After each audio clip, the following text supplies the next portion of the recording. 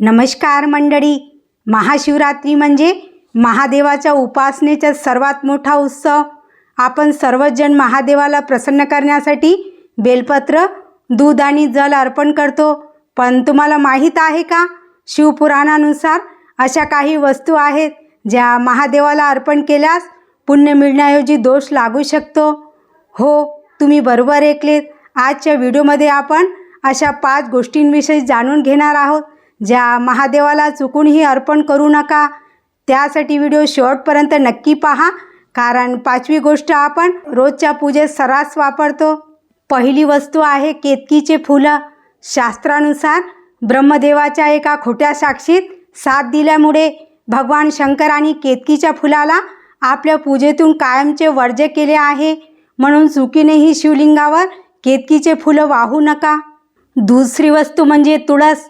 भगवान विष्णूंना प्रिय असलेली तुळस महादेवाच्या पूजेत वर्ज्य आहे। याचे कारण म्हणजे महादेवाने तुळशीच्या पती जालंधर असुराचा वध केला होता। तेव्हापासून तुळशीची पाने शिवलिंगावर अर्पण केली जात नाहीत। तिसरी गोष्ट म्हणजे हळद आणि कुंकू। तुम्ही म्हणाल हे कसं शक्य आहे, पण लक्षात घ्या, शिवलिंग हे पुरुष तत्वाचे प्रतीक मानले जाते, तर हळद आणि कुंकू हे स्त्रियांच्या सौंदर्याचे अलंकार मानले जातात। म्हणून शिवलिंगावर हळद आणि कुंकू न वाहता केवळ भस्म किंवा पांढरे चंदन अर्पण करावे। चौथी वस्तू आहे शंख। आपण देवांना शंखाने स्नान घालतो, पण महादेवाच्या बाबतीत नियम वेगळा आहे। महादेवाने शंखचूंड नावाच्या असुराचा वध केला होता, जो शंखाचे रूप मानला जातो। म्हणूनच शिवलिंगाचा शंखाने अभिषेक करू नये। शेवटची आणि सर्वात महत्त्वाची गोष्ट म्हणजे तुटलेले तांदूळ। आपण पूजेत अक्षता वापरतो।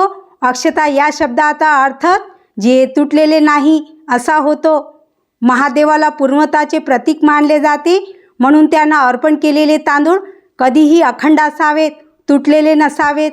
तर मंडळी, या महाशिवरात्रीला पूजेत या चुका टाळा आणि मनोभावे महादेवाची भक्ती करा। ही माहिती तुम्हाला कशी वाटली कमेंट्समध्ये हर हर महादेव लिहायला विसरू नका।